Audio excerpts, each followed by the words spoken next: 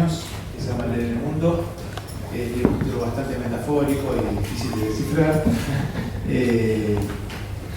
Esta es una mesa que tratamos de que ocurriera hace tiempo, y como nosotros tenemos un personaje cortasariano en el equipo de Lectura Mundi, que es el perseguidor, Pablo Villarreal, logramos finalmente ocurrir hoy, y además lanzamos este año este ciclo junto a la Escuela de Política y Gobierno, también otro anhelo que veníamos proponiendo hace tiempo, y en particular con el área de Relaciones Internacionales, aquí presente Marcelo Seguier y también Ricardo Bolívar se llegaron a la escuela con nosotros. Así que no quiero que perdamos tiempo, le dejo la conducción de este panel a Marcelo y después preguntamos. Bueno, gracias, Mario.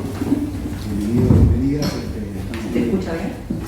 Sí, muy expectantes de recibirlos acá y de inaugurar este ciclo, esta colaboración que para nosotros también es muy importante, porque además compartimos el espíritu de sostener un espacio para sostener un diálogo, una conversación público sobre muchas cosas que la realidad demuestra que requieren mucha conversación, sostener,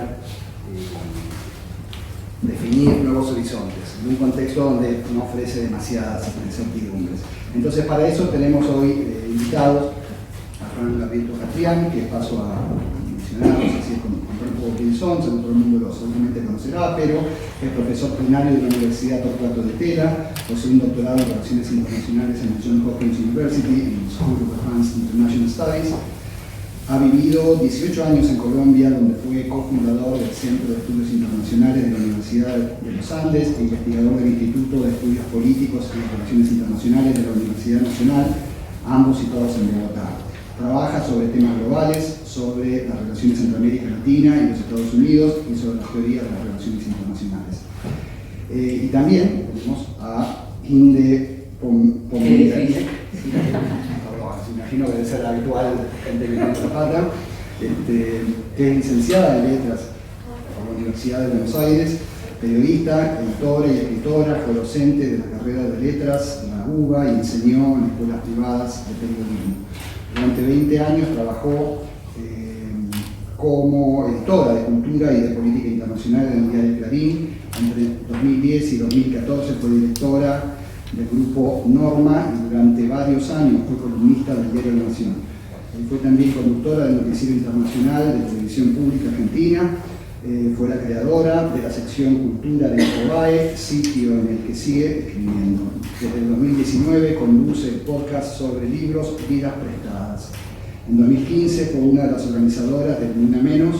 En 2017 recibió el CONEX de plata. ¿Cómo? Es mucho. De mucho. Sí, yo mandé, pero no hace falta más. No hace falta más. Una grosa. Sí. Vayamos a lo que vamos a más. Bueno, mi nombre es Marcelo Seguier y dirijo el doctorado y la maestría en Relaciones Internacionales en la Escuela de Política y Gobierno. Y particularmente nos interesa el tipo de tiempo, ¿no? Dado que el libro del que vienen a hablar es una entrevista, es un diálogo, pensábamos que la manera más razonable sería como de generar... Reproducir eso. Reproducir, como una selección de algunas cuestiones que tendrán bien ensayadas. Y en todo caso después abrir a preguntas y a... Excelente, Marcelo. Bueno, sí, no, perdón que interrumpir, pero la verdad que a mí lo que me pasa, sinceramente, yo sé que hay muchos periodistas muy desubicados, pero yo trato de ser una persona ubicada. Los periodistas a veces estamos en lugares y tenemos la suerte de estar en lugares en donde no tenemos que confundir. Yo acompaño a Juan y lo entrevisto hace muchísimos años y sé de los temas que él conoce como muy pocos, y tengo el gusto de ser como ya su amiga a esta altura del partido. Entonces, bueno, de lo que se trata es eso, trataremos de reproducir eso. Yo me tomaría atribuciones que otro periodista seguramente no se tomaría, comentarios y demás. Pero la idea es que le preguntemos a Juan dónde estamos parados, porque es él el que en todo caso nos puede ayudar a eso. ¿Esa es la idea, Marcelo? Sí, exactamente. Bueno, ¿Cuánto tiempo tenés? Esto va a ser una buena pregunta. ¿Una hora en total? No. Tenemos hasta las 7, o sea, tenemos 1 hora y cuarto con una teniendo en cuenta que algunas preguntas más. Bueno. ¿Nos pasás ese, Marcelo? Sí. Para que Juan tenga. uno tiende a pensar que tiene tantos lugares por donde empezar, ¿no? Sobre todo en un momento en donde hay dos guerras en el mundo que puntualmente se llevan toda nuestra atención, porque son guerras de espacios que desconocemos y porque son guerras que también tienen que ver con lo que vaya a pasar con Latinoamérica y con Argentina. Pero en principio yo por ahí te preguntaría hoy, teniendo en cuenta que cuando nosotros trabajamos en este libro especulábamos con la llegada de Trump, pero Trump todavía no había llegado, ¿cómo definirías el estado en el que está el mundo hoy en cuanto a esas dos guerras con la llegada de Trump? Es decir, ¿qué cambió? Que más o menos lo vemos, pero nos cuesta entender eso. Bueno, en primer lugar, muy agradecido de haber sido invitado aquí a UNSAM. Esta es, creo, la tercera vez que yo recuerdo estar en la universidad y para mí siempre es un agrado y me honra mucho compartir con ustedes esta conversación que vamos a tener con Inde, donde no planeamos nada. Yo no sabía que iba a empezar por ahí, de hacerlo seguro. Y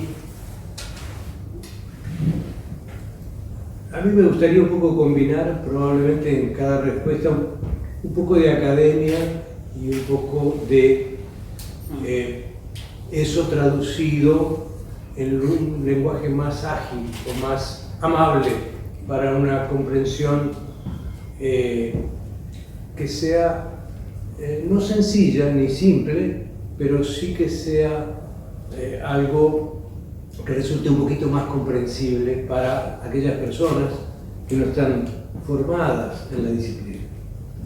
En el libro, Inde me fue llevando, digamos, en los diferentes temas, y en cada uno de ellos surgía alguna dimensión de lo internacional y alguna referencia explícita a ciertos temas.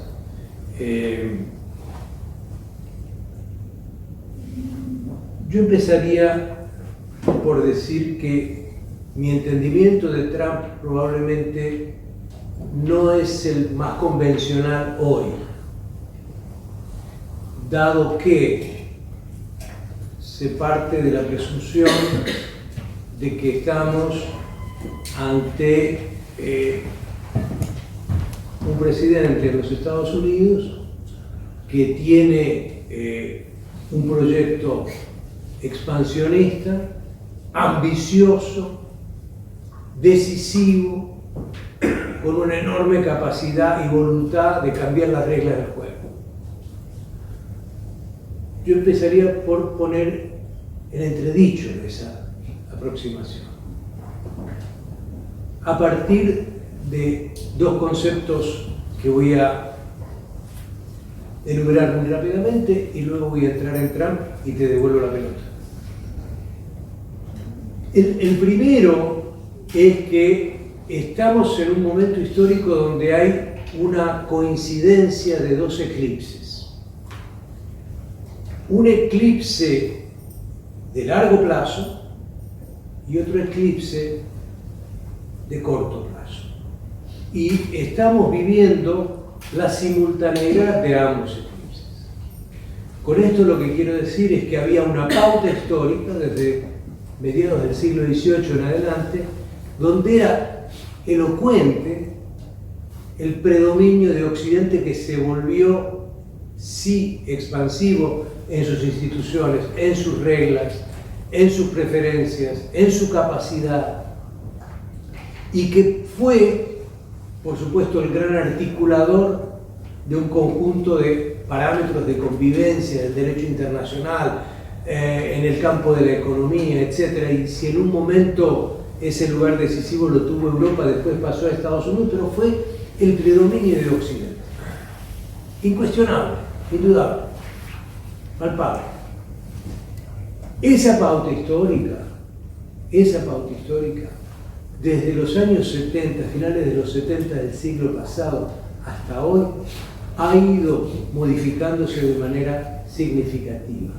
Y hoy estamos viendo, si se quiere, el ocaso, por ahora parcial, de ese predominio excluyente de Occidente. Y por lo tanto tenemos un traslado del centro de gravitación mundial en la dirección de Asia. Y cuando digo en la dirección de Asia, lo que quiero decir es, no pensemos solo China, ¿sí? Por supuesto, es el actor prominente, pero no pensemos solo en China. Y detrás de eso detrás de ese proceso, hay un conjunto de reacomodos fenomenales, donde esta otra parte del mundo trae ¿qué? Bueno, sus reglas, sus instituciones, sus preferencias, sus intereses, y aquí lo que se trata es si este viejo predominio de Occidente en declive y este auge de un conjunto nuevo de actores prominentes en el escenario internacional entra en colisión o no. ¿Cómo se maneja este proceso? ¿Sí? Entonces, aquí hay como una gran pregunta. Ahora, esta pauta histórica, que digo, tiene un largo proceso y encuentra un declive relativo, coincide con un ciclo corto que sí ha terminado, que ya no existe más. Dejó de existir como pauta organizativa, que fue la llamada posguerra fría. A falta de un buen nombre, teníamos el nombre claro de la Guerra Fría, la Unión Soviética, Estados Unidos, todo eso estaba claro para todo el mundo. Como no sabíamos cómo llamarlo, los internacionalistas y las internacionalistas, no que seamos superdotados, más bien tenemos ciertas limitaciones porque tenemos un lenguaje realmente bastante acotado para la diversidad de asuntos con los cuales trabajamos. Bueno, a falta de un mejor nombre, dijimos, bueno, empezó la posguerra fría. Es decir, terminó la Guerra Fría, empezó la posguerra fría. Esa posguerra fría tenía un actor que era un primus inter pares, Estados Unidos. Este primus inter pares tuvo una opción histórica, única, y era convertirse en el ordenador de un nuevo esquema global. No al azar, George Bush papá nombra en el año 91 lo que emprende Estados Unidos como la gestación de un nuevo orden mundial. Lo llama específicamente nuevo orden. Esta vocación, esta disposición, esta capacidad incuestionable de Estados Unidos empieza a encontrar límites notables, internos en Estados Unidos y externos, pero tiene a su vez un catalizador que le da más potencia, es como un empujón adicional, que es el 11 de septiembre. Y entonces es Estados Unidos que ahora quiere moldear el escenario internacional a plenitud, con sus recursos, con sus capacidades y con su voluntad.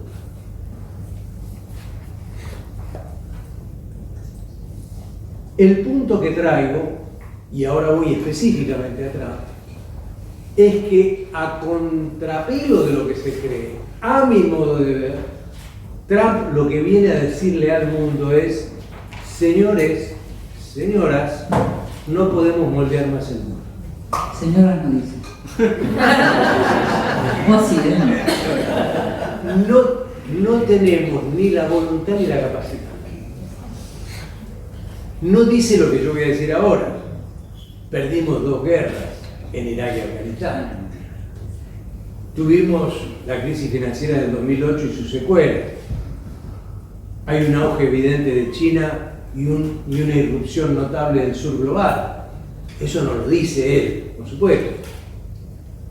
Pero mi impresión es que el Trump que llega, así suene patán, así suene pendenciero, así suene como suene, nos muestra los límites de una gran potencia. Y en esos límites de la gran potencia, lo que estamos viendo es una fase en la cual predomina, sin lugar a dudas, la prepotencia. No es un ordenador del sistema internacional, no es el arquitecto sine qua non del sistema internacional. Y en ese sentido, creo que en particular a los objetivos de Estados Unidos, no estoy diciendo los objetivos generales del mundo, pero los objetivos de Estados Unidos no necesita nuevos conflictos y quiere, con una idea, a mi modo de ver, errada, jugar a lo que hizo Nixon en la Guerra Fría, que fue separar a China de la Unión Soviética, y ahora al revés, separar a Rusia de China, porque aquí cambió la ecuación entre Rusia y China. Entonces, en función de eso, me da la impresión que está dispuesto a hacer algún tipo de inversión en algún acuerdo en Ucrania. No creo que ese sea su proyecto decisivo en Medio Oriente.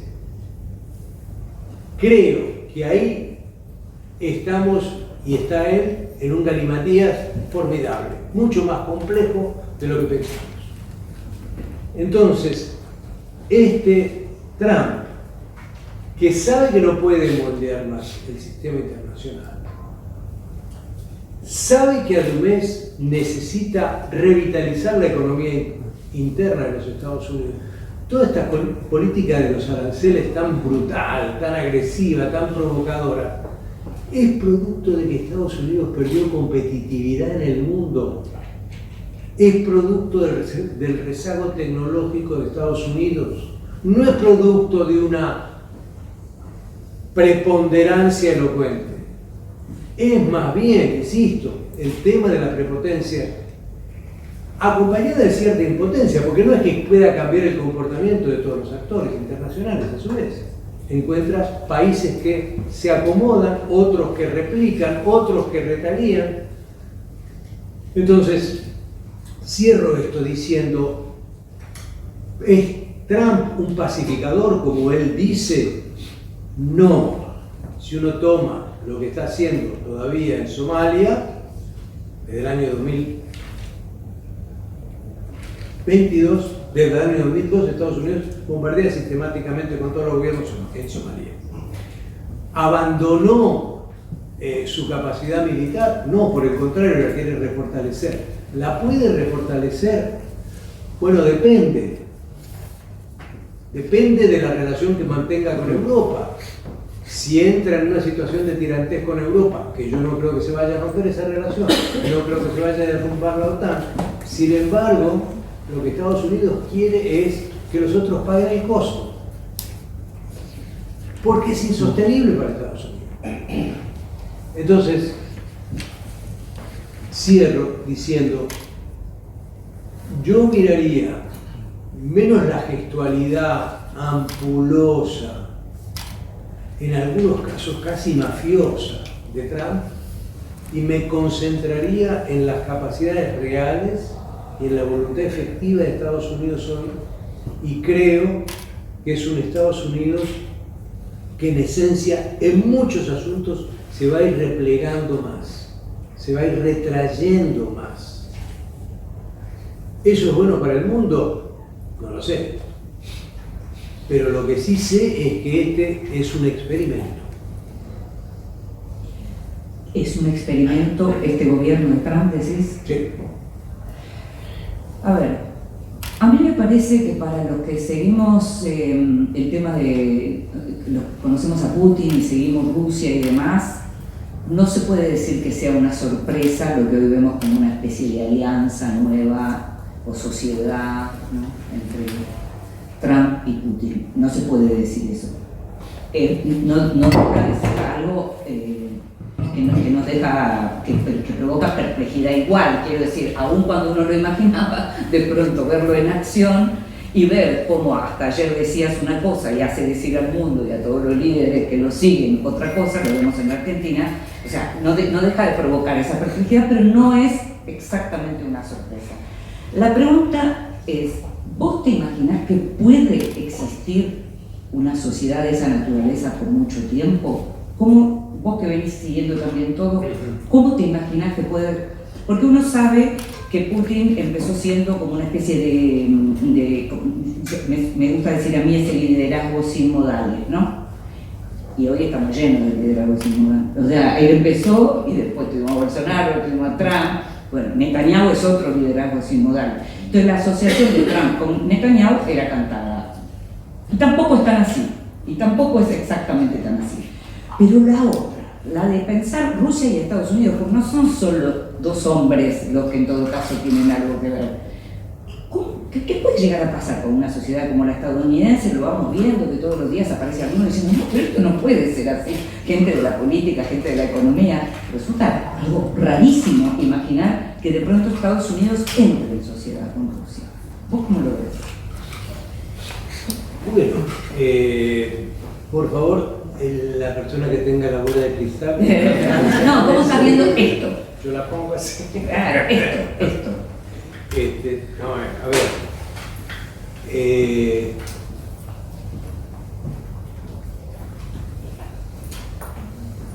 Yo diría que hay una propensión a pensar que que estamos ante una nueva geopolítica. Yo creo que la geopolítica se renueva, pero no hay una nueva geopolítica en el mundo. Pero que el pensamiento geopolítico, que ha sido tradicional y persistente, regresa con una fuerza muy significativa, puesto que hoy hay componentes vinculados a los aspectos energéticos y los aspectos tecnológicos que le dan un carácter de disputa mucho mayor que en el pasado. En ese sentido, Estados Unidos lo que procura, y va a ser difícil, no sencillo, pero lo que procura, y lo procura particularmente con China, es desacoplar su economía de China, lo máximo posible. El año de mayor comercio bilateral entre Estados Unidos y China fue el año 2022. 690.000 millones de dólares. 690.000 millones de dólares. Piensen ustedes que el año de mayor comercio entre Estados Unidos y la Unión Soviética en la Guerra Fría fue el año 79, donde el comercio bilateral fueron 4.900 millones de dólares. Esta relación entre Estados Unidos y China es de otra naturaleza también, mucho más compleja. Ahora, ya para el 2023, porque a los aranceles de Trump 1 se agregaron los aranceles de Biden, el comercio bilateral cayó a 582%. Y para China, Estados Unidos hoy representa el 13% de sus exportaciones al mundo. Sin embargo, Estados Unidos depende en minerales estratégicos y tierras raras totalmente de China. Entonces, creo que hay una percepción en algunos estrategas estadounidenses de una ilusión de que esta es la gran oportunidad de separar a Rusia de China, de hacer no un nuevo trato, sino de traerlo para este lado un poquito más, puesto que de lo que es el objetivo estratégico vital de Estados Unidos es cercar a China y revertir el auge de China. Ese es su objetivo mayor, principal. Entonces, este acercamiento, que es instrumental, tiene un colchón en el medio que es Europa. Porque entonces entra a jugar Europa como en esto, ¿no? Y aquí me parece que una de las cuestiones a discernir, no me atrevo a hacer una apuesta, pero al final de este punto voy a ponerle un par de fichas a eso. ¿Qué es lo que sabemos de Europa y Rusia? Nunca hubo una relación fácil entre Europa y Rusia. Ni la Europa zarista, ni la Rusia zarista, quiero decir. ¿Qué decir de la Unión Soviética? ¿Qué decir de la Guerra Fría? Europa Occidental tenía dos alternativas y escogió una, por supuesto, que fue estar con Occidente y con el gran hegemón de la época de Estados Unidos. Se terminó la Guerra Fría. 90, 91, Europa vuelve a tener una chance. Tiene que escoger entre hacer un puente con Rusia y traer ella a Rusia, o, con base en la historia, la animadversión, la experiencia muy negativa que tuvieron los países de Europa Oriental con Rusia, reforzar un área de protección para Europa y empujar a la OTAN más de lo que podía. Cuando uno va mirando este tema, encuentra que no es que Estados Unidos fue el paladín de la expansión. Hubo más promoción de la expansión de la OTAN de parte de los europeos que de Estados Unidos. Es cuestión geográfica, ¿no? Claro. ¿Sí? Entonces, ¿y qué hizo, por lo tanto, Europa? Bueno, entre acercarse a Rusia y ser puente y ser la columna básica de expansión militar de la OTAN frente a Rusia, escogió el segundo. Creo que Europa ahora tiene el drama de tener a Trump y a Putin. Y si yo pongo fichas, no muchas, yo le pondría fichas a que es más fácil el acomodo con Estados Unidos que convivir con Putin. Entonces, aquí hay un actor que también creo que empuja a Estados Unidos a ponerle unos límites a Trump en su relación con Putin. No puede ser a cualquier precio, a mi modo de ver, para los europeos, que tienen un problema existencial fenomenal, que por supuesto descreen de Putin, descreen de los rusos, etcétera, etcétera, y puestos a escoger, y a pesar de todos los insultos que se pueda llevar en privado Trump, los europeos están haciendo finalmente lo que Trump les pide. Pongan más plata en Pongan más plata en defensa. Pongan y pongan y pongan y pongan. Dicho sea de paso, si les va mal a los moderados y conservadores que están poniendo tanta plata, prepárense cuando esa plata los tengan gobiernos de extrema derecha en Europa. Porque mientras están los buenos del paseo, todo es bárbaro. Pero cuando llegan unos malos, la cosa se complica. Entonces, me parece que los límites a esta relación más estrecha es evidente que se lo pone Europa. Y hago un tercer comentario. ¿En qué yo creo que son iguales Trump y Putin? Lo decíamos en el libro.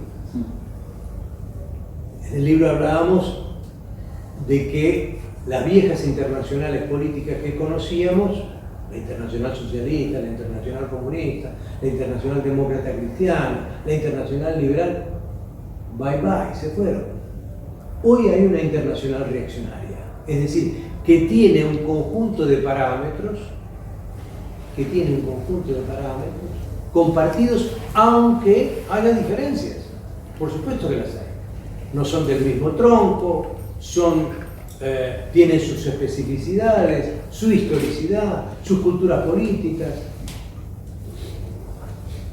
Pero cuando el progresismo latinoamericano y argentino vio en Putin la emergencia de wow, nos trae el multipolarismo, este tipo invadiendo Ucrania, qué suerte, yo decía, pero puede ser que estemos ya.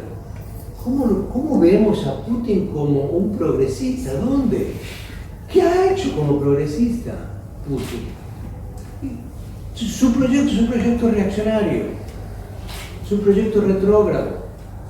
De la misma manera que el proyecto de Trump y del trumpismo es un proyecto retrógrado y reaccionario. Entonces, ahí hay una comunión en la cual aparecen ahora cada vez más países de Europa. Hungría, para poner un caso. ¿O no sabemos esta elección que hubo ¿fue en Rumania? En Rumania, donde ahora habían detenido sí, al ganador, que era de izquierda a derecha. Entonces, yo creo que hay afinidades, pero creo que hay obstáculos. Y creo que por otro lado, y termino con esto, no me parece que China, que tiene con Rusia un noviazgo, no un matrimonio, ustedes saben, los noviazgos duran mucho tiempo, pero son noviazgos, son matrimonios, se ponen, se anillan, se comprometen. Es una relación históricamente difícil la de China con Rusia, muy difícil, no muy fácil, muy difícil. Pero hoy están de novios y China no quiere perder ese noviazgo. China no quiere perder eso. Sí, me parece que agarra como la curiosidad de pensar con lo poco que uno conoce a Xi Jinping, porque la verdad, francamente, tampoco es que uno tiene muchísima información de cómo es el señor, pero aparece como el más sensato al lado de Putin y de Trump. Entonces uno tiene que, por favor, señor Xi Jinping, ocúpese de que todo esto no se desmadre aún más, sinceramente, así como se le pide a Xi Jinping, ocúpese de que el capitalismo se mantenga y no se desmadre aún más hacia esos desbordes que lo pueden llegar a llevar. Pero te escucho, como siempre, hablando de lo que tiene que ver con la cuestión de seguridad, con la cuestión de economía, con la cuestión de lineamientos políticos. Y hay un capítulo que nosotros incluimos en el libro que tiene que ver con la religión y que yo lo ampliaría, con el regreso de la religión, pero yo lo ampliaría al tema valores, que es una palabra que estaría muy buena que pudiéramos utilizar como nos gustaría utilizarla, pero en general quienes hablan de valores no están pensando en esos valores que muchos de nosotros, seguramente la gran mayoría de los que estamos acá, compartimos, sino que aparecen otros valores que en este momento vemos compartidos, que en el caso de Rusia uno los ve hace mucho tiempo queriendo imponerlos al resto de Occidente, y que con esto que empieza a aparecer, con toda esta internacional reaccionaria, con todo esto que vos estás mencionando en este momento, con la llegada de Trump a Estados Unidos, hay solo dos géneros, hay solo dos géneros, por ejemplo, para utilizar una imagen, está muy cerca, realmente está muy cerca en todo lo que tiene que ver con eso. Y así se construyen las sociedades, así se construyen los imaginarios colectivos, así se construyen después también las políticas. Nosotros hablamos del regreso de la religión porque ya era algo que se empezaba a imponer y bueno, tanto en Ucrania como en Medio Oriente, la religión es origen de los conflictos entre ucranianos y rusos y también en Oriente Medio. Menos conocido los ucranianos y rusos, pero también forma parte de eso. Bueno, ¿cómo estás viendo este presente de retroceso en relación a estos valores de los que estamos hablando, derechos de minorías, derechos de las mujeres? Algo que nos la pasamos diciendo, hay que cuidar esto que parece que llegó para quedarse y siempre puede irse. Bueno, lo estamos viendo, ¿no? Sí, me tomo de esta última afirmación que haces, que me parece muy buena, porque un libro y un autor que hizo historia, terminar la Guerra Fría, fue el famoso libro de Fukuyama, que es un libro que hay que leer, que merece ser leído, pero que enunciaba algo que no sucedió, que era el fin de la historia, es decir, que el mundo iba a ir hacia un planeta extendidamente democrático en términos de la democracia liberal, con una serie de pautas, parámetros, valores, reglas, procedimientos, instituciones a semejanza de los que había gestado y desarrollado Occidente, y que esto era, una gran oportunidad para que la humanidad dejara atrás otro conjunto de valores y otro conjunto de prácticas.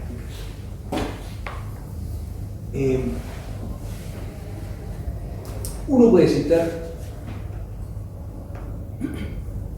a Daniel Bell cuando escribió en los años 60 El fin de las ideologías, diciendo ya no existen más las ideologías. O puede encontrar en el número de fines, el fin del Estado, del que se hablaba en los 80, el Estado de bienestar en particular, con el reaganismo y el thatcherismo. El fin de la geografía, no importa la geografía, porque lo que importa es la geoeconomía. Olvídese, todos van a estar interdependientes, entonces todos van a estar ganando algo en las relaciones entre los países y las sociedades. Y también, en medio de todo eso, el fin de la religión. Lo que yo siento es que todo eso vuelve junto, simultáneamente, vuelve el papel de la geografía, el papel de la ideología, el papel del Estado, el papel de la religión, en una yuxtaposición muy compleja, pero que reaparece y moldea ciertamente el modo en que se dan ciertos fenómenos y cómo ellos, creo yo, empujan en una dirección hoy casi aterradora. Sí, sí. En su libro sobre el mejor Huntington, que era no el del choque de civilizaciones, sino el de las olas de la democracia, él nos muestra cómo, para que ustedes tengan alguna idea, entre 1922 y 1936, en el mundo había 12 democracias. 12, no más. Y él va contando en las olas de la democracia cómo se va extendiendo la democracia, ¿no? Se va extendiendo y extendiendo y extendiendo y ampliando, aunque sea formal, muchas veces no sustantiva, más procedimental que profunda, pero se va extendiendo. Hay en el País de hoy en inglés una entrevista muy importante a Larry Diamond sobre el tema de la democracia, y él dice: la democracia terminó de expandirse en el año 2005. Del 2005 a hoy llevamos 19 años en constante regresión democrática. ¿Menciona por qué por esa fecha? Porque estoy pensando que es cuando entraron Polonia y, por ejemplo, fue el año que entró Polonia seguro a la Unión Europea, pero ¿qué? Él toma como indicadores procesos electorales competitivos. Procesos electorales básicos, ¿sí? Procesos electorales competitivos. Es decir, no hay persecución de la oposición, hay alternancia en el poder, hay apertura democrática en algunos casos, etcétera, etcétera. Entonces, creo que lo que estamos viviendo, en parte esta regresión democrática, lo que nos afana más es la velocidad. Sí, eso claro, es el vértigo. Es el vértigo.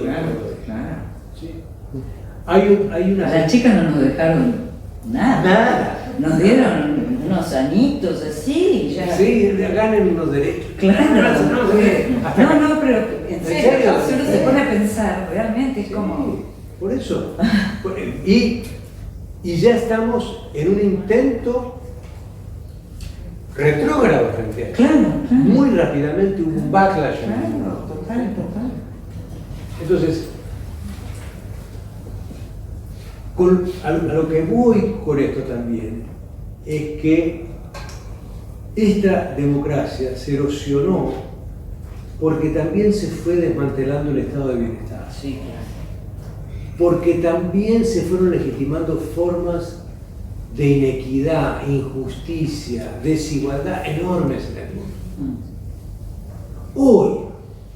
Hoy, las principales 10, escuchen bien este dato, las principales 10 Big Techs de Estados Unidos, no del mundo. Tomo 10 de Estados Unidos, entre las que está la del señor Elon Musk, por supuesto. Las principales 10 tienen en riqueza el equivalente del Producto Bruto de China, 16 billones de dólares, o en nomenclatura anglosajona, 16 trillones de dólares. Su riqueza es igual al Producto Interno Bruto de China. Un nivel de concentración de ingresos impúdico. Entonces, esta regresión democrática, acompañada del desmantelamiento del estado de bienestar, en algún momento iba a afectar los valores, ¿sí? En algún momento iba a hacer que, bueno, el malo sea quién, bueno, el migrante, el malo sea quién, el afro, el malo sea quién, la mujer, el malo sea quién, el gay, el malo sea, digo, empezaron a aparecer malos por todas partes, ¿no? Entonces, este proceso me parece a mí que se ha acelerado y que se ha extendido masivamente. Y en ese contexto me da la impresión que las religiones, en sus manifestaciones más exegéticas, más extremistas, en sus manifestaciones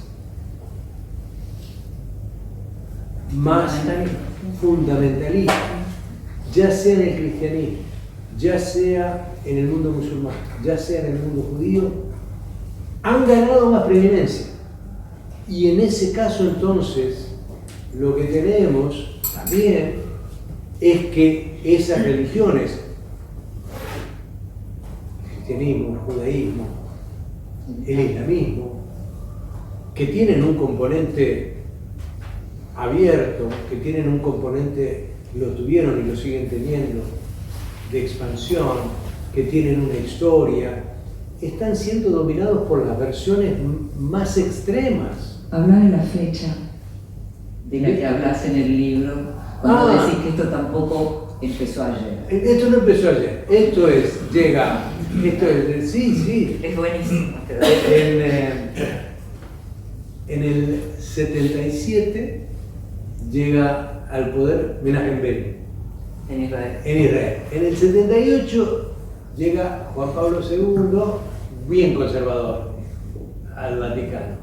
Y en el 79 viene la revolución chiita en Irán, ¿no? Entonces, si uno toma esos 3 años simbólicamente, son ganados por las versiones más conservadoras de las 3 religiones, ¿sí? Y eso es un símbolo, por supuesto, pero es un símbolo de lo que ya estaban mutando las religiones. Y dicho sea de paso, si uno toma los trabajos más recientes, si hay una religión que está paralizada en el mundo es el cristianismo. Y si hay una religión que está avanzando notablemente en el mundo es el islamismo. Notablemente. A tal punto que probablemente para el año 2050 haya una paridad total en el mundo entre unos 3.400, 3.500 musulmanes, 3.400, 3.500 millones de cristianos. Esa es la gran preocupación de Europa. Y claro, que a su vez le llega con una versión cristiana extrema también en su propio seno, con poblaciones migrantes masivas que vienen del norte de África o del Medio Oriente. Entonces, ¿cómo se hacen esos ajustes demográficos? Porque las sociedades están cambiando. La sociedad europea hoy es otra, igual que la sociedad argentina, dicho sea de paso. Sí, Cuando claro. seguimos insistiendo, no, sí, nosotros somos europeos. 10 de cada 11 migrantes que entraban en la República Argentina, 10 de cada 11, entre 1890 y 1925 eran europeos. En los últimos 30 años 10 de cada 11 migrantes son latinoamericanos. Este es otro crisol distinto. Somos ese crisol diferente. Pero nos cuesta adaptarnos, nos cuesta ajustarnos, ¿no? Pero bueno, ahí me fui de mambo. No, pero está bien, pero a mí particularmente me encanta escucharte, imagino que... Sí, pero quería una cuestión que tiene que ver con el tema de forma, y yo de paso no puedo evitar decir, si vos querés preguntarme.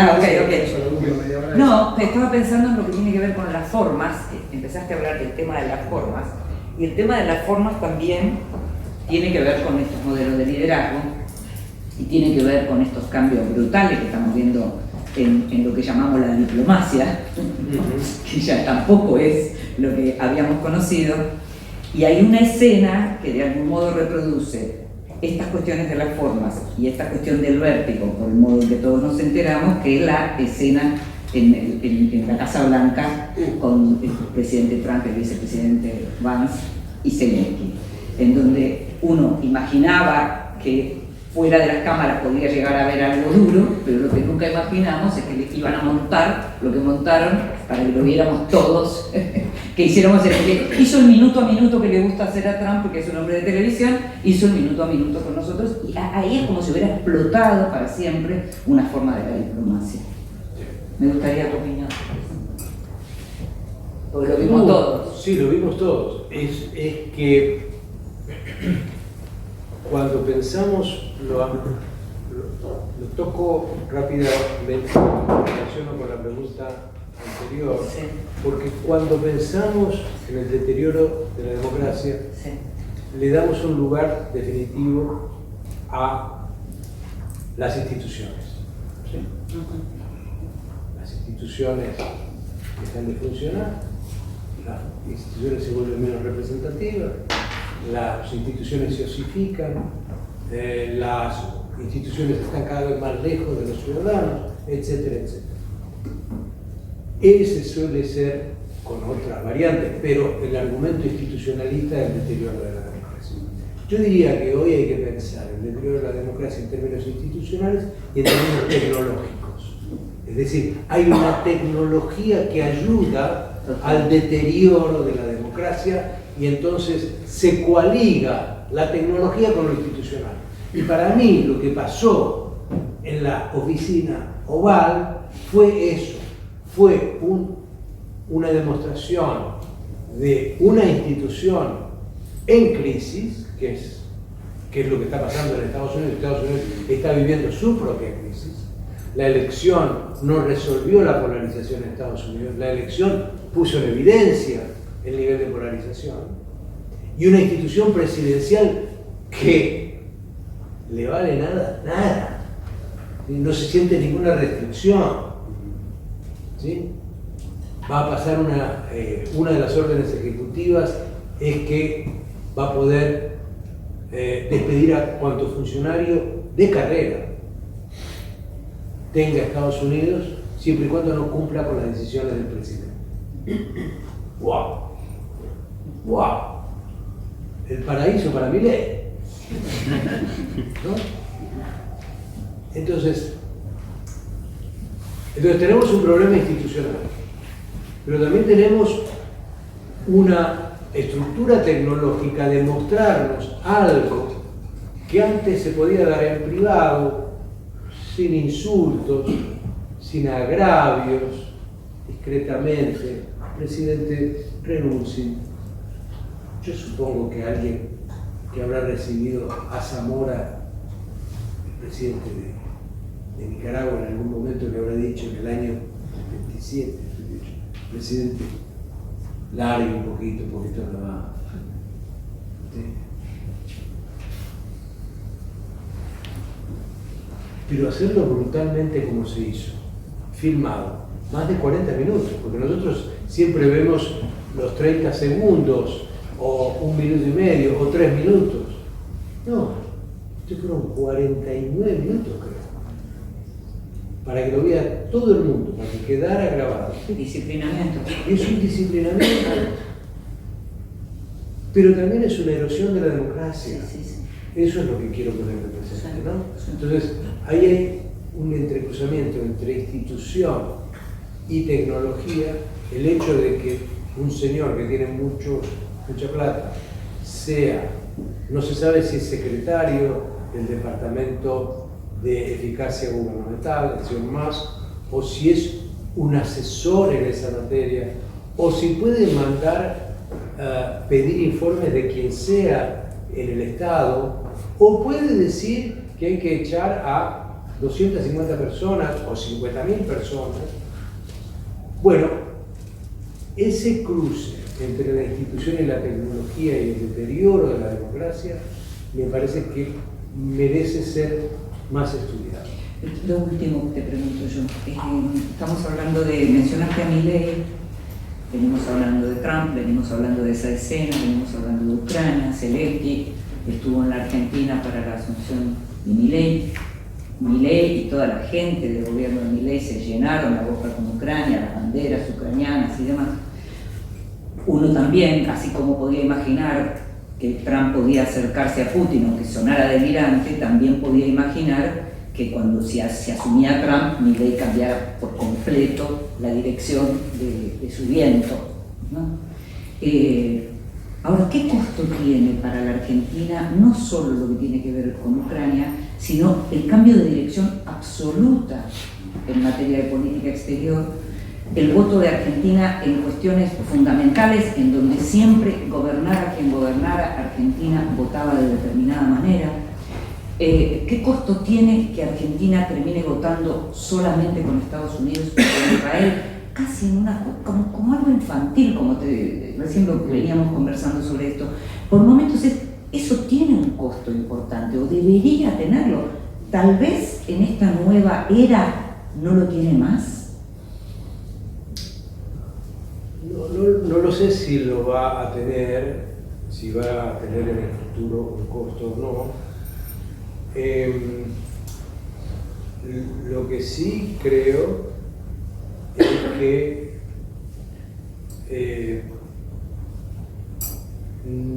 no hemos captado la dimensión del proyecto de cambio de Milei en su totalidad.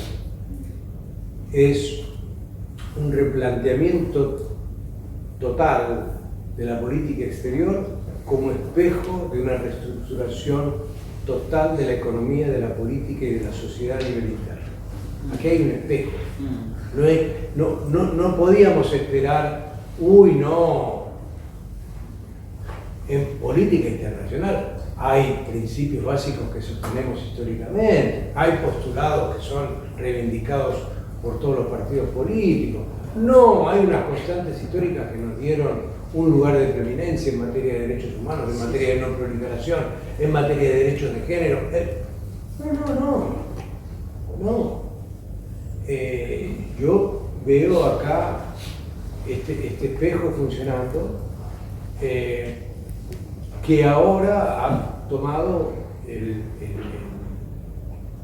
un nuevo andarivel con una política que ya no es seguir a Estados Unidos, sino que hacer trumpismo subalterno. Es decir, es la forma de ir a los foros internacionales a decir lo mismo que dice Trump, es votar como vota Trump, es enamorarse de el tótem, ¿no? Está el súbdito y el tótem, va y lo saluda. Mira, le regalamos esto cierre igual. Lo que sí creo es que, más allá de estas críticas que uno puede hacer, es que Milei vio cosas. Y Milei vio que cada vez las relaciones intergubernamentales son más un objetivo demasiado convencional y que las relaciones personales son la clave. Es decir, si son con millonarios y con derechistas, la cosa va a ir mejor para él. Para Pero por la izquierda lo vivimos eso también. ¿Cuánto? ¿Qué caso? No, los alineamientos de los 2000, Sí. digamos, en donde las relaciones personales también tenían muchísimo que ver y se guiaban, digamos, en la Argentina también, el kirchnerismo se guió muchísimo en relación a eso, digo, con la Venezuela de Chávez, bueno, con Lula, por supuesto. Sí, claro, pero lo que quiero decir es que en ese caso aún había, si uno quiere, una reivindicación de las relaciones intergubernamentales acompañadas de las emulaciones o complementación de liderazgos. Yo estoy diciendo acá otra cosa. Aquí lo que estoy diciendo es que hay un entendimiento de que las relaciones intergubernamentales son poco relevantes. Sí. No hay ningún viaje del presidente que haya ido a firmar nada importante en materia comercial con nadie. Sí. No va a las reuniones multilaterales porque no le interesa ni ir a Mercosur, ni ir a CELAC. Le costó ir a la reunión del G20, no quería ir a la reunión del G7 hasta que Meloni le dijo que fuera. No tiene ninguna buena relación con ningún gobierno de América Latina, salvo con El Salvador. Entonces, digo, en ese sentido, él escoge líderes con los cuales sintoniza ideológicamente, son parte de un tinglado ultraconservador que hace reuniones por todas partes del mundo, incluido en Argentina, y por otro lado, no se vincula con la industria X o Y. Él quiere hablar con Thiel, con Altman, con Musk. Él quiere... Es todo personal. Es todo personal. Sí. Hay una hiperpersonalización en porque la él es relación. fan. Sí. No, lo digo en serio. Pero él actúa como fan. Pero él descubrió esto que yo dije antes, que esos 10 tipos tienen tanta riqueza como el producto bruto Sí, de China. claro. Entonces, ¿para qué negociar con los gobiernos? Si puede ir y persuadirlos, no sé si lo logre, Sí. es otra cosa distinta. Pero me parece que hay ahí algo. Cuando empezó el gobierno me acuerdo claramente que lo que decía, cuando se hablaba de China, por ejemplo, decía, no, Argentina no va a tener ningún tipo de, no va a hacer negocios con China. Los empresarios quieren hacer negocios que hagan, bueno, es algo parecido en ese sentido, es todo personal. Y lo que me gusta, ahí voy. No sé. Bueno, ahora hacemos yo uno. Sí, claro. Después abrimos acá Comentarios, lo que quieran. adelante, colega. Bueno, algunas de las cosas que iba a resaltar ya más o menos fueron anticipando, pero quería poner un poco la luz en algunas que me parecieron que cuando, por ejemplo, la cuestión de cómo interpretaban la conversación, también la cuestión de la reunión esta entre Trump y Zelensky, ¿no? Y el significado que derivan de cómo leer eso. Al final, leer el mundo es como clave para la lectura, ¿no? Lectura de cómo interpretar y cómo entender lo que está pasando. Yo eso lo relaciono con algo que comentaban al comienzo, que era finalmente esta idea de que hay un declive económico y político de Estados Unidos, y que esta idea de este Trump patán, que se así, ¿no? En última instancia es como una sobreactuación, por lo menos así lo interpreto, ¿no? Como es una suerte de puesta en escena de autoridad, precisamente cuando no la tiene. No sé si sea exactamente el sentido, pero bueno, pero creo que tiene que ver con esto otro, ¿no? Con la reunión esta con Zelensky fue bastante más claro también, como ubicar a Zelensky en el marco de una negociación que quería él ubicar. Como diríamos nosotros. De formas poco diplomáticas, ¿no? Pero bueno, pero nuevamente creo que sí hay una clave en relación a que no solamente es un show, digamos, sino que es una práctica de gestión de la política desprendida de normas, tradiciones, instituciones y ciertas formas que están en crisis o que por lo menos se buscan. Y yo creo que efectivamente la derecha global es radical y revolucionaria en cuanto a su planteo. Es decir, efectivamente, si se propone crear otras formas, es extremadamente ambicioso desde el punto de vista, y esto sería un ejemplo de eso. No sé, Después, otra cuestión que mencionaban también es esto de, bueno, las instituciones, ¿no? O sea, al final, la gobernanza global, ¿no? Que, bueno, todas las principales instituciones hoy no funcionan, están todas bloqueadas porque hay por otro lado, que además es un fenómeno que ya existía con la gobernanza de cumbres, la diplomacia presidencialista, ¿no? Eso ya viene hace tiempo porque el sistema multilateral ya viene mal hace tiempo, vamos a ponerlo así. Entonces esto es como una instancia mucho más radical de una tendencia que ya estaba, pero me pregunto, siempre seguimos finalmente mirando toda esta tendencia a partir de Argentina en reflejo con Trump, Estados Unidos, la derecha en Europa, pero siempre estamos mirando desde una mirada occidentalocéntrica finalmente, cuando al mismo tiempo también se planteó acá que, bueno, que China juega, y no solamente que juega en respuesta a esto, sino que juega en proyección de cierto sistema de reglas, cierto sistema de gobernanza a través de esquemas de integración en infraestructura, diplomacia cultural. Y ellos tienen tiempo. Ellos tienen Viste que es tiempo. otra cultura Sí. en ese sentido también. Claro. O sea que no es que simplemente el resto va reaccionando por detrás, sino que hay también un juego de construcción que creo que es fundamental para ver, ¿no? Entender qué es lo que va pasando y ver que hay una opinión, ¿no? Sí, sí. ¿Qué pasa con eso, no? Y después había un tema que también me iba a preguntar, pero lo mencionaron, pero le voy a dar una entrada distinta, que era esto de si este nuevo, entre comillas, orden internacional que emergería, estaría en gestación actualmente, es más conducente a relaciones pacíficas o al conflicto, ¿no? Y donde la teoría liberal, como sabemos bien, acá muchos estudiantes de relaciones internacionales, tiene esta idea de que entre las democracias hay una hermandad, digamos, de valores y de integración económica también, y valores políticos, que hace más conducente a la convivencia, que en este caso no estaría siendo las condiciones que ocurre entre Estados Unidos, Rusia y China, si es que asumimos que hay una tendencia a mecanismos tripartitos de alianzas, ¿no? Que es un poco hacia dónde se está, y Europa un rol subordinado dentro de eso.